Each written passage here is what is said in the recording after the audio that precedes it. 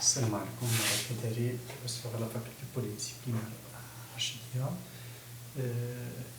Sur la dernière vidéo, nous avons essayé de pinguer le serveur 1 ayant l'adresse 72.16.0.1 à partir de cette machine, le réseau 192.168.1.100 et ça n'a pas fonctionné.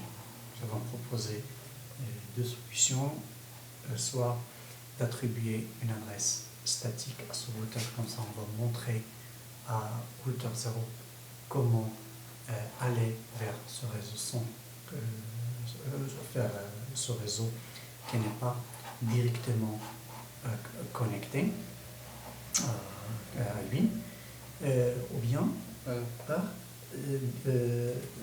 par la gateway, définir une gateway pour ce routeur.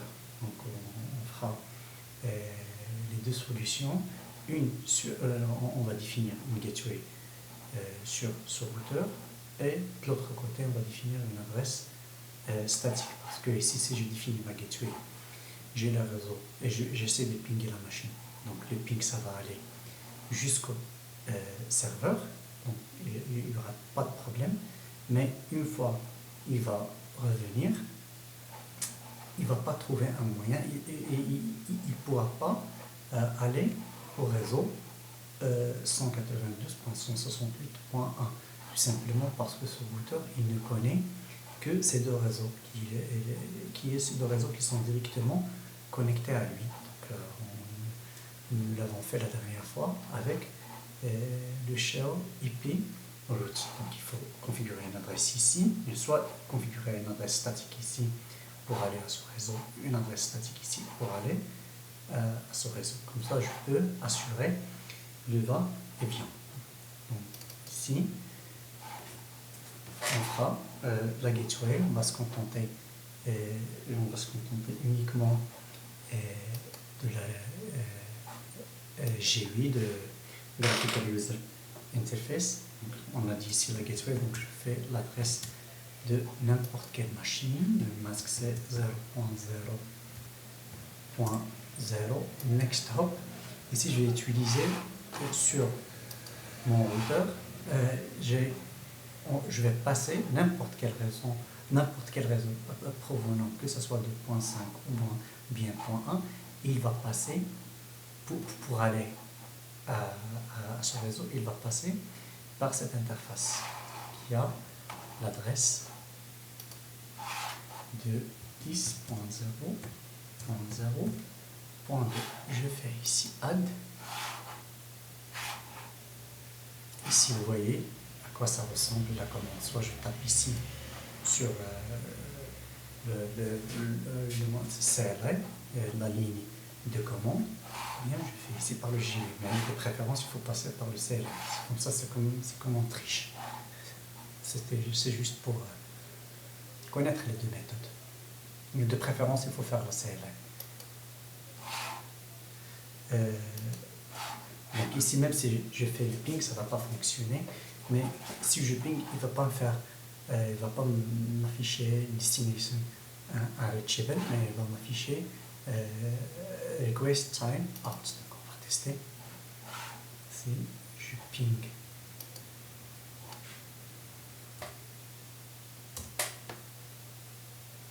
il m'affiche ici un request time out.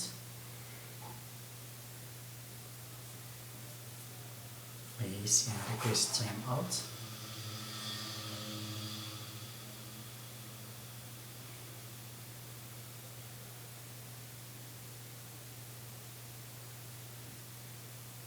Request time out.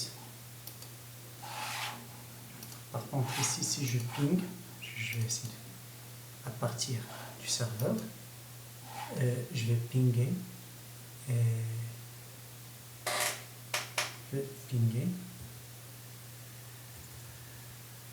Oui, c'est ça. Point. Oui, c'est ça.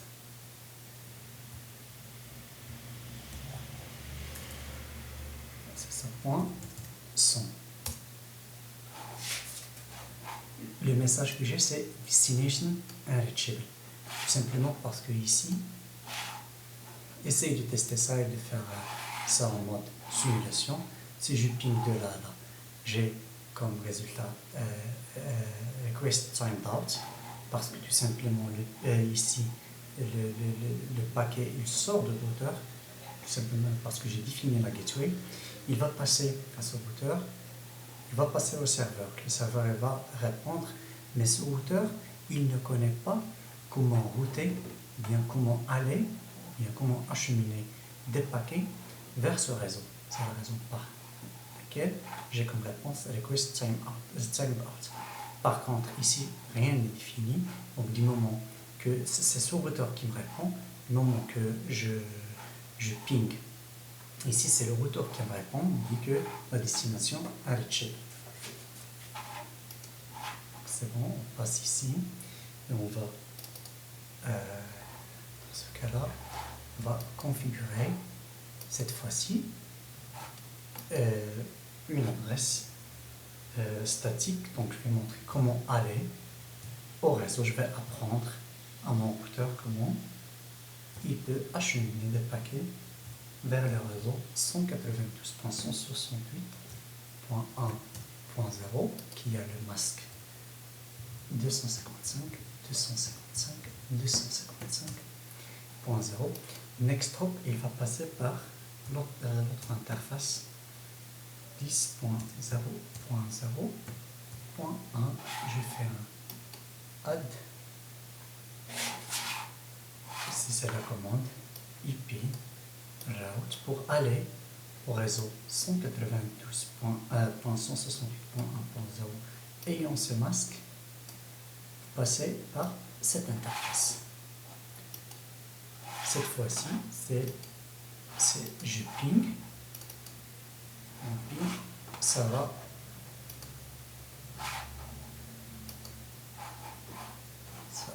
c'est je ping,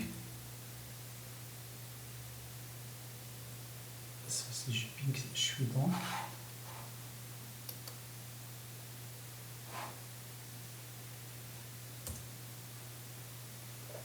avant il m'a affiché vous voyez ici que ping, je ping cette machine et mon ping ça fonctionne.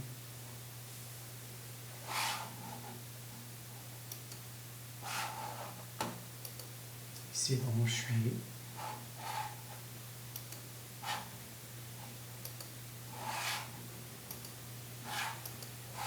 je vais pinguer le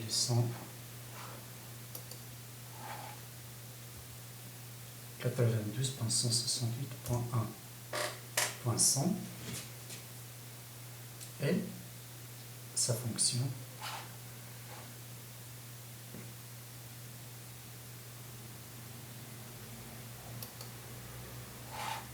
Donc j'étais censé, si je vais faire le ping pour s'assurer que j'ai bien pingé. Ouais, c'est ça.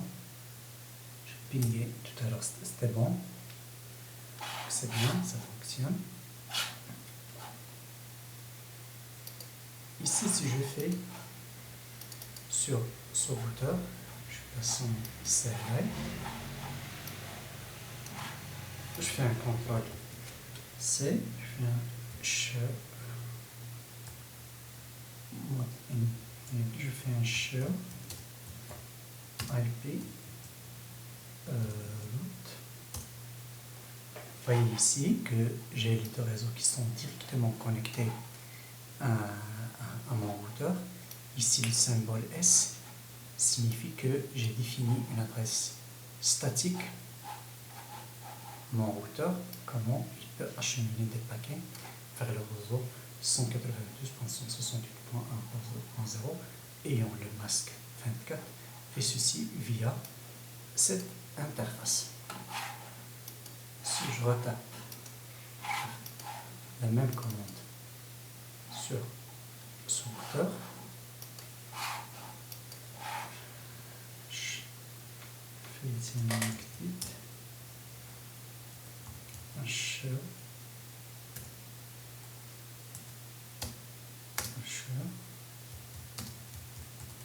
IP route.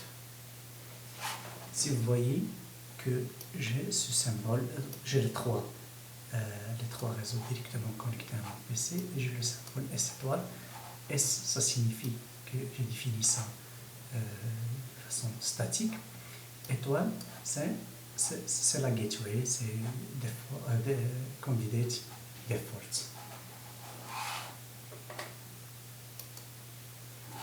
Par contre, si je veux pinguer le serveur à partir de ce réseau, ça ne va pas fonctionner. Il va m'afficher un request time out, tout simplement, parce que la gateway, c'est défini. La gateway est définie, mais le routeur, si le routeur, une fois le paquet va venir vers le routeur 1, ne va pas savoir comment l'acheminer vers ce réseau. De toute façon, ça c'est des résultats qui sont prévisibles. J'espère que vous avez bien fait la distinction entre le request time out et destination unreachable.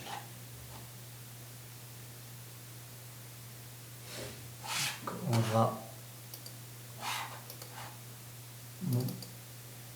configurer statiquement un autre 192.168.5.0 si le masque de 5.5.5.0 qui va passer par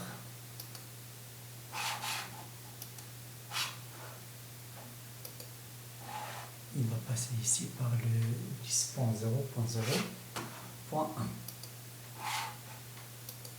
passer par l'interface .1, l'interface, je fais ici un add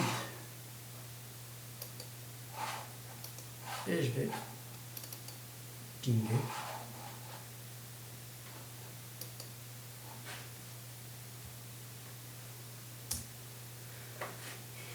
donc très bien. J'espère que cette notion routage statique et default gateway sont clairs